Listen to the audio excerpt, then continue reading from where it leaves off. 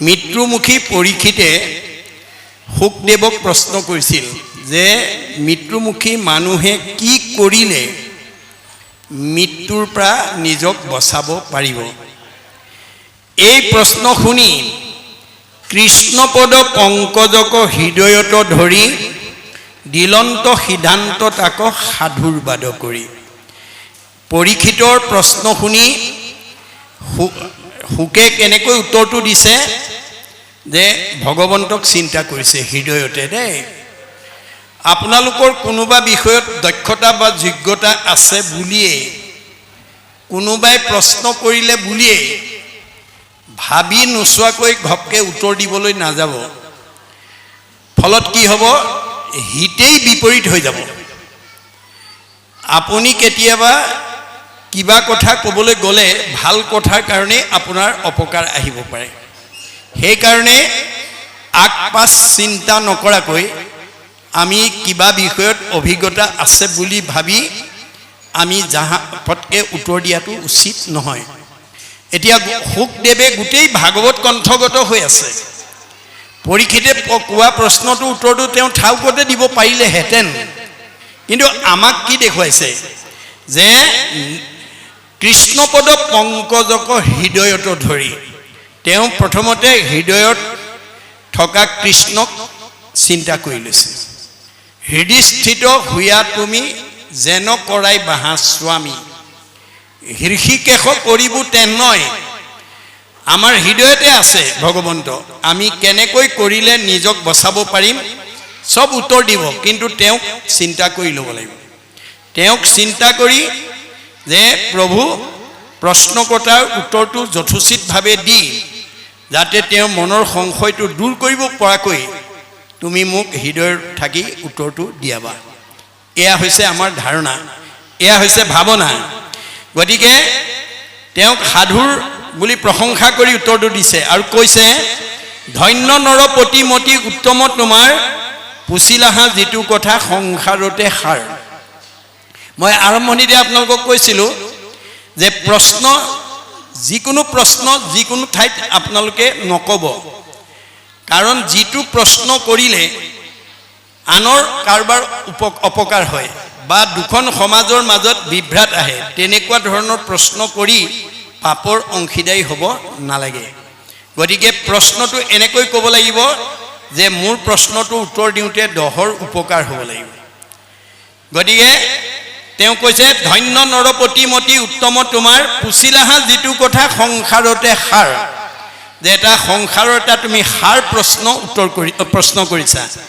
মুখ্যৰো সাধন ইটো জগতৰে হিত, যিটো প্ৰশ্নৰ উত্তৰ দিলে মানুহে মুক্তি লাভ কৰিব পাৰে আৰু জগতৰ উপকাৰ হয়। লভিলা মুকুতি যিটো তাহাৰো বাঞ্ছিত, যে তুমি মুক্তিৰ বাঞ্ছা কৰিছা। নাহি জ্ঞান যাৰ জাতি ধৰ্ম মাত্ৰ কৰে, কিন্তু আমাৰ বহুত মানুহৰ জ্ঞানৰ অভাৱ। নাহি জ্ঞান যাৰ জাতি ধৰ্ম মাত্ৰ কৰে, কিছুমানে জাতি ধৰ্ম পালন কৰি আছে। কেনেকৈ? নিতে বলি বিশ্ব পঞ্চ যজ্ঞ আচৰে, কাৰণ প্ৰতিদিনে পঞ্চযজ্ঞ আচৰণৰ জৰিয়তে আমাৰ জাতি ধৰ্ম সমাজত আচৰণ কৰি আছে।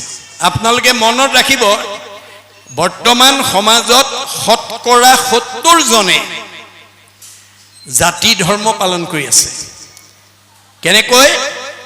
ব্যাসৰ 17খন পুৰাণৰ মতে, বেদৰ আগম মতে, বেদৰ একে বেদে কহন্ত সগুণ নিৰ্গুণ।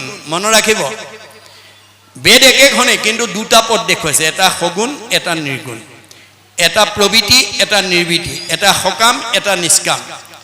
গতিকে আমি কোনটো পথেদি যাব লাগিব? আজি সেই পথটো নিৰ্বাচন কৰিব নজনাৰ কাৰণে আমাৰ আগম পথেদি গৈ আছে। 17খন পুৰাণ ব্যাসক ভগৱন্তই বিদগ্ধ পণ্ডিত, বেদজ্ঞ, শাস্ত্ৰজ্ঞ, টিকালজ্ঞ, ধ্যানত ভগৱানক সাক্ষাৎ কৰিব পৰা যোগ্য ব্যক্তি কৰি পঠাইছিল। তৎসত্ত্বেও জীৱন্ততে অসুস্থতাত ভুগিব লগা হ'ল। কেনেকৈ? প্ৰথম স্কন্ধ ভাগৱতত উল্লেখ কৰিছে দিনেক পূৰ্বতে পৰা সৰস্বত ঋষি বদৰিকাশ্ৰমত আসন্ত ব্যাস বহি। এদিন বদৰিকাশ্ৰমত ব্যাস বহি আছে। কেনেকৈ বহি আছে? উগুল থুগুল মন নাহি সুখ শান্তি, নপান্ত উপায় একো মনে গুণী গান্ধী। উগুল থুগুল মন এটা লৈ, অশান্তি মন এটা লৈ বহি আছে। আৰু কিয় সেই অশান্তি ভাৱটোৱে তেওঁ মনত প্ৰতিক্ৰিয়া কৰিছে, ভাবি চিন্তি উত্তৰ উলিয়াব পৰা নাই। ফলত কি হৈছে? অধু মুখে আছে বসি হুয়া নিশবদ, সেহি বেলা তৈতে আহি মিলিল নাৰদ। ভগৱানে নাৰদক পঠাই দিছে, যোৱা মোৰ ভকত বিপদত পৰিছে, আঙুলিয়াই দিয়া কোন পথে যাব লাগিব। ভগৱানৰ নিৰ্দেশনাত নাৰদ আহি গ'ল। হাতে বিনা যন্ত মুখে ৰাম নাম, হৃদয়ত কৃষ্ণ মূৰ্তি স্ফূৰ্তি অবিশ্ৰাম। নাৰায়ণ নাৰায়ণ আহি গ'ল। ব্যাসক দেখাৰ লগে লগে সচকিত হৈ, আহা আহা দেৱঋষি। পাদ্য অৰ্ঘ্য আচমনি লৈ আসনত বহুৱাই উদ্দেশ্য ব্যাখ্যা কৰিছে। পাদ্য অৰ্ঘ্য, পাদ্য মানে ভৰি ধোৱা পানী, অৰ্ঘ্য মানে মুখ ধোৱা পানী। আমাৰ বেদৰ মতে ভৰি ধোৱা পানীয়ে ভকতক মুখ ধুবলৈ দিব নালাগে। মুখ ধোৱা পানীৰ পাত্ৰ এটা বেলেগকৈ ৰাখিব লাগে, এইটো বেদৰ নিয়ম। গতিকে আসনত বহুৱাই লৈ এটা সেৱা নজনোৱাকৈ আমাৰ ঘৰলৈ অহা আলহীজনক উদ্দেশ্য ব্যাখ্যা কৰিবলৈ ক'ব নালাগে। ভাগৱতৰ এই নিয়মটো নজনাৰ কাৰণে আজি আমাৰ সমাজত বহুতে চোতালতে উদ্দেশ্য ব্যাখ্যা সোধে। কেনেবাকৈ যদি সীমাঘৰীয়া মানুহজন বা মানুহগৰাকী আহিলে, বা গাঁৱৰে মানুহ বা মানুহ এগৰাকী আহিলে, আমাৰ বহুত গৃহস্থীয়ে চোতালতে সোধে, কেলে আহিছিলে? এতিয়া কয় বোলে বাপক অকণমান লগ পাবলৈ। নাই নহয়, ক'লৈ গ'ল? এই মাত্ৰ বজাৰলৈ ওলাই গ'ল। হয় নেকি? বোলে হয়, তেনেহ'লে যাওঁগৈ আৰু। বোলে যোৱাগৈ আৰু। আমাৰ বহুতে ভগৱানক চোতালৰ পৰাই পঠিয়াই দিয়ে। মনত ৰাখিব কথাটো। আমাৰ দেহ ধৰ্ম লৈ আছোঁ আমি। শতকৰা 70 জনে সমাজত আমি দেহ ধৰ্ম লৈ আছোঁ। দেহৰহে সীমাঘৰীয়া আছে, ওচৰ চুবুৰীয়া আছে, সমাজৰ আছে, আত্মাৰ নাই। মনত ৰাখিব কথাটো। আত্মা সৰ্বব্যাপ্তমান। আমাৰ ভাগৱতৰ ধৰ্ম মতে, ভগৱানৰ দৰ্শন মতে, গুৰুজনাৰ দৰ্শন মতে আমি দেহ ধৰ্ম এৰি আত্মা ধৰ্ম ল'ব লাগে। কাৰণ দেহটো আজি আছে কালিলৈ নাই, দেহটো মায়া। মায়া ধৰ্ম লৈ কেতিয়াও ঈশ্বৰৰ ওচৰলৈ যাব নোৱাৰে, আপোনাক আকৌ ঘূৰাই পঠিয়াব। আজিৰ দৰে অনুষ্ঠানত আহি ভাগৱত শুনি দেহ ধৰ্ম এৰি আত্মা ধৰ্ম ল'লেহে আপুনি মুক্তি পাব পাৰিব। যিদিনালৈকে দেহ ধৰ্ম লৈ থাকিব, সেইদিনালৈকে আপুনি অহা যোৱা কৰি থাকিব লাগে। ক'ত? বিজ্ঞানে কৈছে 3টা লেয়াৰৰ ভিতৰত। এইটো অকল ধৰ্ম দৰ্শনেই নহয়, বিজ্ঞানেও স্বীকাৰ কৰিছে যে আমাৰ পৃথিৱীৰ উপৰিভাগত যি বায়ুমণ্ডল আছে, তাক বিজ্ঞানে ঘনত্বৰ ওপৰত নিৰ্ভৰ কৰি প্ৰধানকৈ 3টা স্তৰত ভাগ কৰি দেখুৱাইছে। টপস্ফিয়াৰ, টেটস্ফিয়াৰ, আইনস্ফিয়াৰ। আইনস্ফিয়াৰ আটাইতকৈ ওপৰৰ স্তৰ, বৈতৰণী নদী বুলি কল্পনা কৰা হৈছে। ভাগৱত শুনা জীৱ ইমান নিৰ্মল হৈ যাব, এই 3টা স্তৰ ভেদ কৰি ৰকেটৰ দৰে 14 ব্ৰহ্মাণ্ডৰ বাহিৰত নিৰ্মাণ কৰি থোৱা বৈকুণ্ঠত অৱস্থান কৰিব, আৰু ঘূৰি আহিব নালাগে। ভাগৱত কিয় শুনিব লাগে? জন্ম ৰহিত হ'বৰ কাৰণে। ভাগৱত নুশুনা জীৱ যিমান ধনৱন্ত, বিদ্যাৱন্ত, শ্ৰীমন্ত, সম্পদশালী নহওক কিম্বা 3টা লেয়াৰৰ ভিতৰতে ঘূৰি থাকিব লাগিব। ভাগৱত নুশুনা জীৱ কেতিয়াও সংস্কাৰ হ'ব নোৱাৰে। আমাৰ জীৱৰ মৃত্যু নাই, সংস্কাৰ আৰু গতি আছে। ভাগৱত শুনিলে সংস্কাৰী হ'ব। সংস্কাৰী জীৱই জীয়াই থাকোঁতে শান্তি পাব, মৰিলে সদগতি পাব। যি ভাগৱত নুশুনে সি অসংস্কাৰী হৈ থাকিব। অসংস্কাৰী জীৱই জীয়াই থাকোঁতে অশান্তি পাব আৰু মৰিলে অধোগতি যাব। বছ ইমানেই আৰু দেই। ভাগৱতৰ দৰ্শন আৰু বেছি নহয়, ইমানেই জানিলেই হৈ গ'ল। দেহ ধৰ্ম এৰি আত্মা ধৰ্ম ল'ব লাগিব। গতিকে আপোনাৰ ঘৰলৈ যাদৱ, মাধৱ, কল্পনা, মাধৱী আহিছে বুলি ভাবি পেলাই যদি প্ৰশ্ন কৰে, গোটেই কনচেপ্টটো ভুল হৈ যাব, আপোনাৰ গোটেই ধাৰণাই ভুল হৈ যাব। আপোনাৰ সীমাঘৰীয়া মানুহগৰাকী বা মানুহজন, সমাজৰ এজন মানুহ বা মানুহগৰাকীক আপুনি যদি কঠ এখনত বহুৱাই লৈ মানে হৰিৰ মূৰ্তিক হৰি ভক্তক দেখিবা, শক্তি অনুৰূপে তাৰ প্ৰীতি আচৰিবা। আছে যদি ধূপ এডাল জ্বলাব, নাই যদি ঠাইখন মচি ল'ৰা ছোৱালী আছে যদি মাতি আনিব। সচেতন মাক বাপেকেহে জানে তেওঁ স্কুললৈ পঠিওৱা ল'ৰা ছোৱালীকেইটা কোন বিষয়ত দুৰ্বলতা আছে। অংকত দুৰ্বলতা নে, ইংৰাজীত দুৰ্বলতা নে, সমাজ অধ্যয়নত দুৰ্বলতা নে, বিজ্ঞানত দুৰ্বলতা নে, ছবিত দুৰ্বলতা, সচেতন মাক বাপেকেহে জানে। কিন্তু আমাৰ ভাগৱতে কৈছে যে তুমি ল'ৰা ছোৱালীকেইটা কোনোবা বিষয়ত দুৰ্বলতা আছে বুলি জানি সিমানতে সীমাবদ্ধ কৰিলে নহ'ব। তাক সবলতালৈ নিবৰ কাৰণে ভাগৱতৰ নীতি আদৰ্শৰে তুমি ল'ৰা ছোৱালীক আগুৱাই আনিব লাগিব। কেনেকৈ?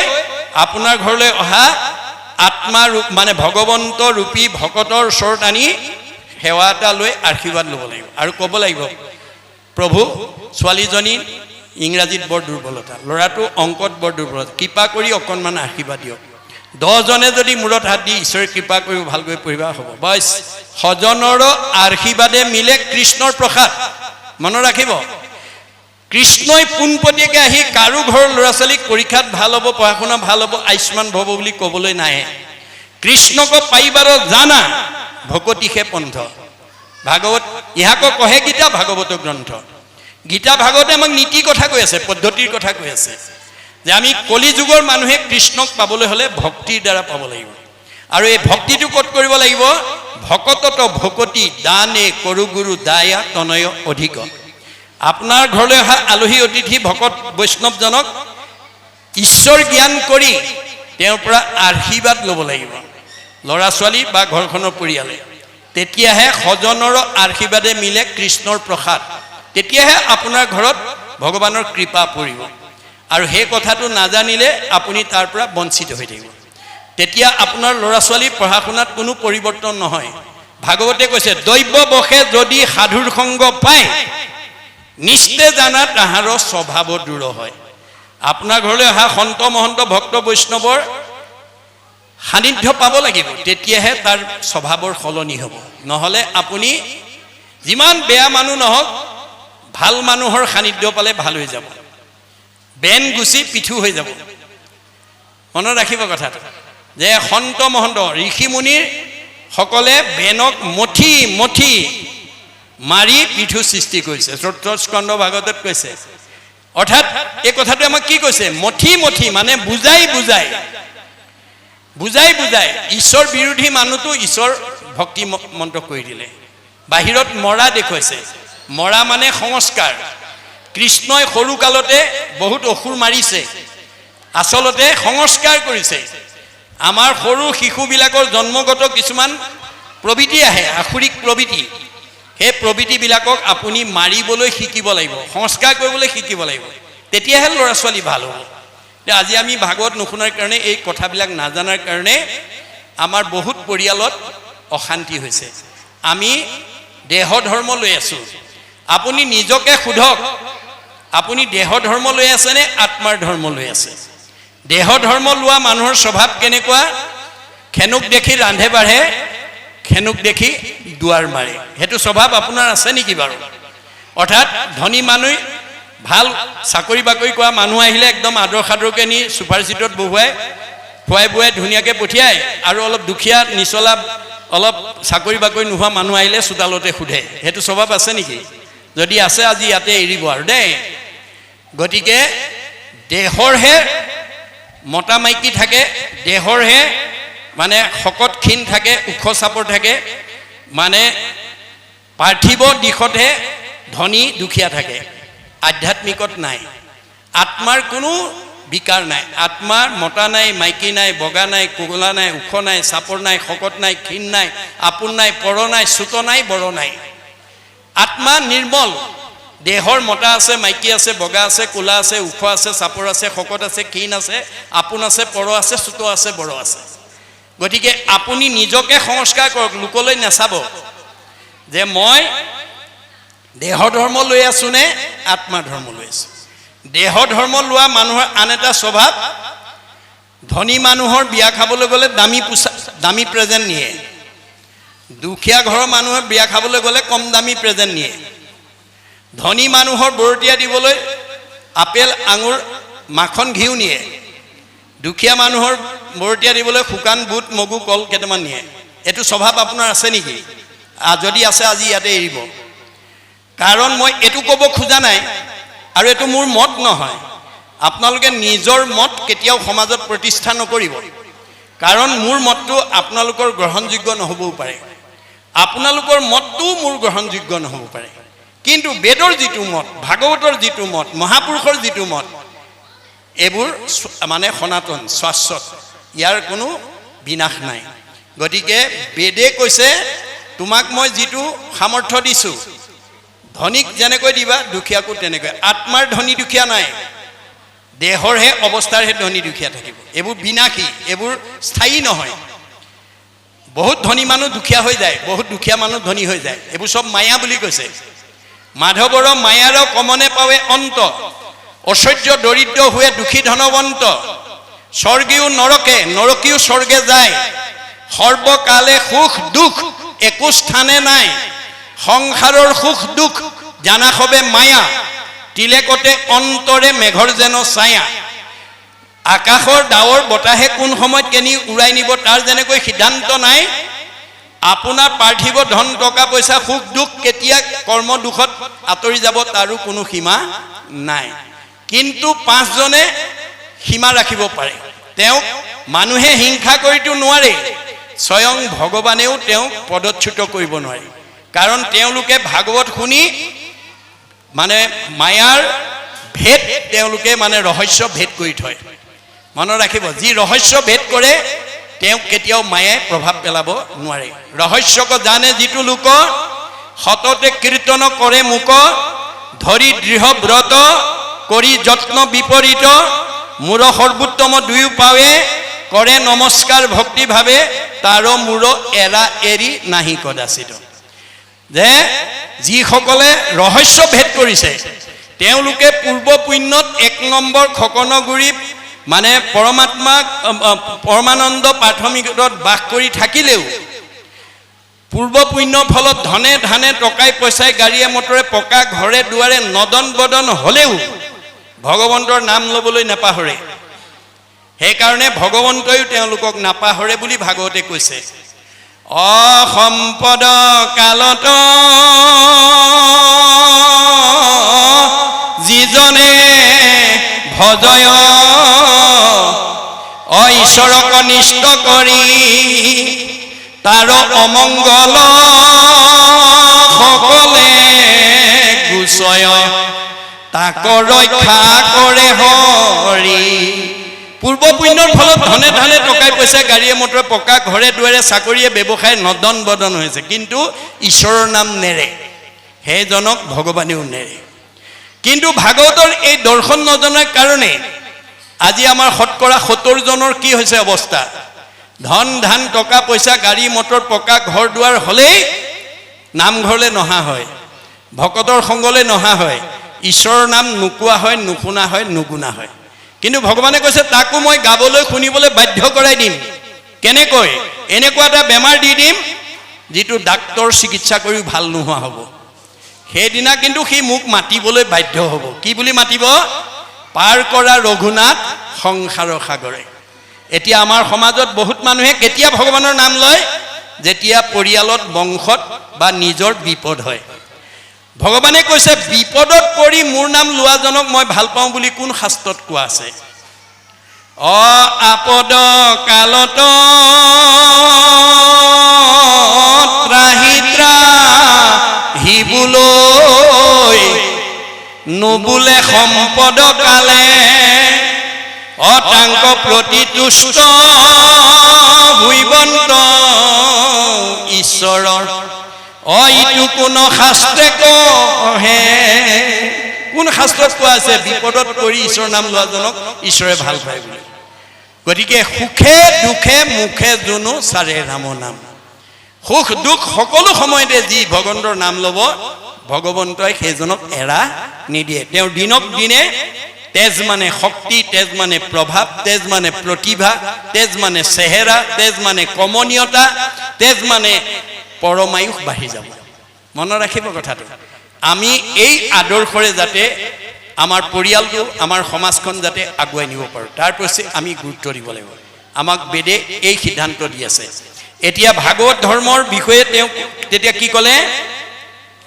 যে ধন্য নৰপতিমতী উত্তম তোমাৰ পুছিলাহা যিটো কথা সংসাৰতে সাৰ মুখৰো সাধন ইটো জগতৰ হিত লভিলা মুকুতি যিটো তাহাৰো বাঞ্ছিত তুমি মুক্তি পোৱাৰ পথ নিৰ্বাচন কৰিলা কিন্তু আমাৰ সমাজত এতিয়া কি হৈছে নাহি জ্ঞান যাৰ জ্যোতি ধৰ্ম মাত্ৰ কৰে নিতে বলি বিশ্ব পঞ্চ যজ্ঞ কোৱাছে আজি আমাৰ সমাজত 70 জন মানুহে মানে জাতি ধৰ্ম পালন কৰিছে কেনেকৈ নিতে বলি বিশ্ব পঞ্চ যজ্ঞ কোৱাছে তাৰ মানে আগম শাস্ত্ৰৰ মতে 17খন পুৰাণৰ মতে আজি আমাৰ সমাজত ধৰ্ম আচৰণ কৰি আছে মনত ৰাখিব কথাটো গতিকে আমাৰ ভাগৱতে কোনো জাতি জনজাতি কোনো সমাজ কোনো মানে লোকক উদ্দেশ্যি কোৱা নাই জীৱশ্ৰেষ্ঠ মানুহক উদ্দেশ্যি কৈ আছে কিন্তু ভাগৱতে কেৱল জীৱশ্ৰেষ্ঠ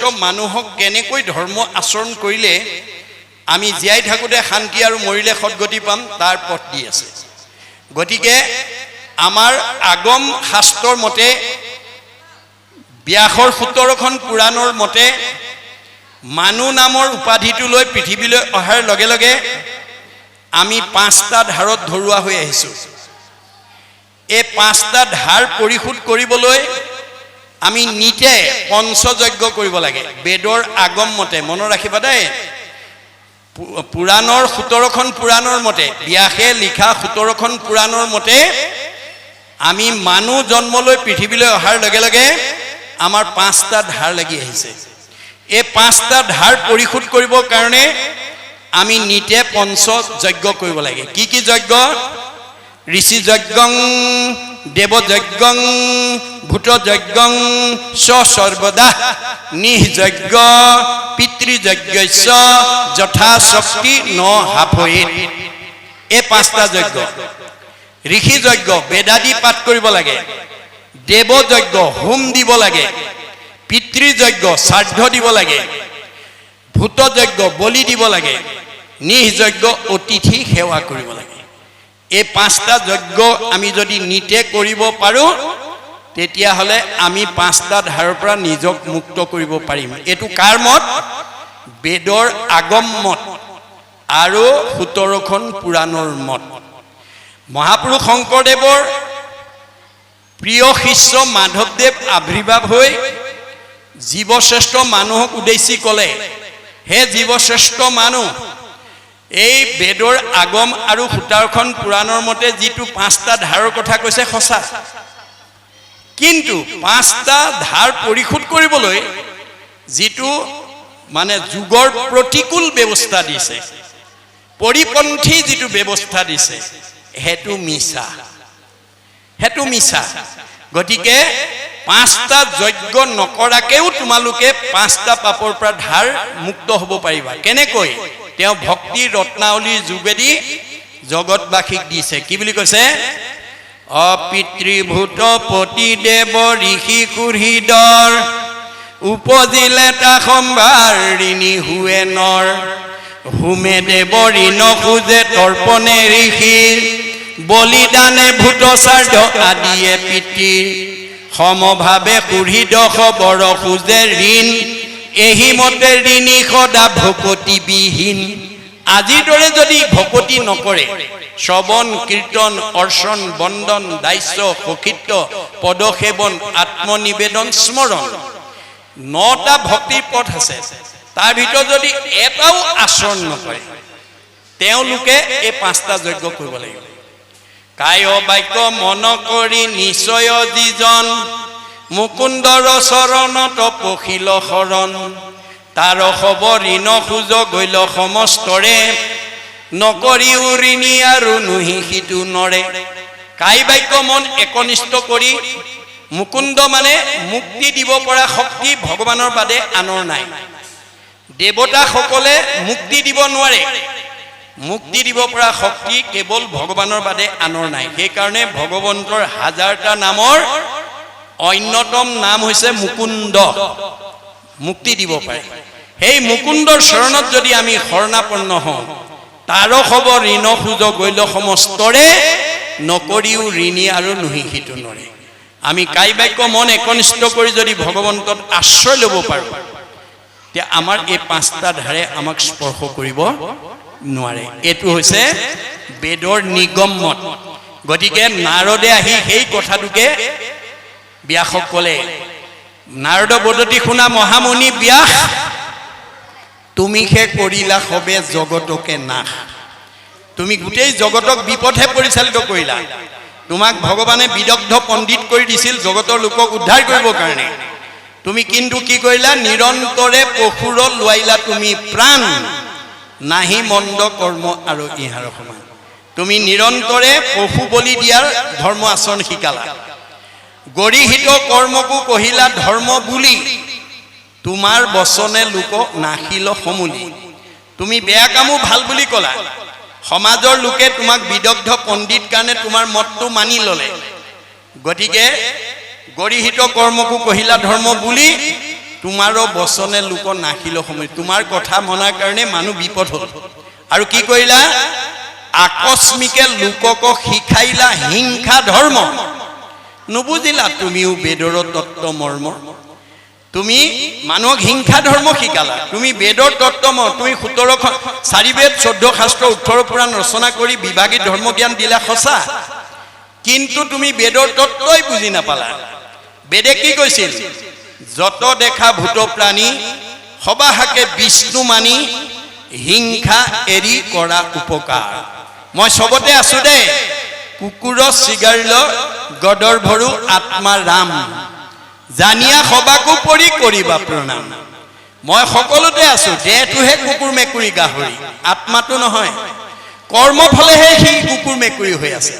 তোমালোকেও যদি ভাগৱতৰ মতৰ কথা নাজানা, মানুহ জন্ম পায়ো কুকুৰৰ জন্ম ল'ব লাগিব। কেনেকৈ, যদি তোমালোকে ঘৰত পৰিয়ালত যদি স্বামী স্ত্ৰীৰ মাজত কাজিয়া কৰি থাকা, শাহু বোৱাৰীৰ মাজত কাজিয়া কৰি থাকা, ককাই ভাইৰ মাজত কাজিয়া কৰি থাকা, সীমা ঘৰীয়াৰ মাজত কাজিয়া কৰি থাকা, তোমালোকক মই জীৱশ্ৰেষ্ঠ মানুহ কৰি পঠাইছিলো মিলা প্ৰীতিয়ে থাকিবৰ কাৰণে, মৰম স্নেহত থাকিবৰ কাৰণে, একতাৰ দোলেৰে বান্ধ খাবৰ কাৰণে। তোমালোকে জ্ঞাতি হিংসা কৰা কুকুৰৰ দৰে কাজিয়া কৰিছা। এইবাৰ একেবাৰে জেগাত দি দিম, যিমান কৰা কৰিবাগে। কাজিয়া কৰা স্বভাৱ আছে যদি আজি ইয়াতে এৰিব। কাজিয়া কৰিব পাৰিব, কিন্তু আপুনি কুকুৰৰ জন্ম ল'ব লাগিব। শাহু বোৱাৰীয়ে কাজিয়া কৰিব পাৰিব, দুইজনী কুকুৰৰ জন্ম ল'ব লাগিব। না ভুক্তং কিয়তে কৰ্ম কল্প কৌটি শ্ৰুতে অপি, অবশ্যম এব ভুক্তইবম কিত কৰ্ম শুভা শুভম। কৰ্ম দুখত আমি আকৌ কুকুৰৰ জন্মও ল'ব লাগিব যদি কাজিয়া কৰি থাকো। এইবোৰ স্বভাৱ আমি এৰিব লাগিব। এয়া হৈছে বেদৰ মত। গতিকে আমাৰ কৰ্ম ফলে আমি জীৱ ধাৰণ কৰিব লাগিব। আৰু জীৱবিলাকৰ পাৰ্থক্য নাই, কৰ্ম দুখত দেহৰহে পাৰ্থক্য। দেহবিলাক কেৱল চিনি পাবৰ কাৰণে সৃষ্টি কৰিছে, দেহবোৰ আত্মা নহয়, নামটো আত্মা নহয়। আমাৰ প্ৰতিটো দেহৰে একোটা নাম দি থৈছে ভগৱানে। দেহটো চাই কওঁ এইটো কুকুৰ, এইটো মেকুৰী, এইটো গাহৰি, এইটো ছাগলী, এইটো বাঘ, এইটো সিংহ। আমাৰ প্ৰত্যেকৰে নাম এটা এটা দি থৈছে। নামটো চাই কওঁ এওঁ যাদৱ, এওঁ মাধৱ, এওঁ কল্পনা, এওঁ মাধৱী। নামটো কিয় দিছে?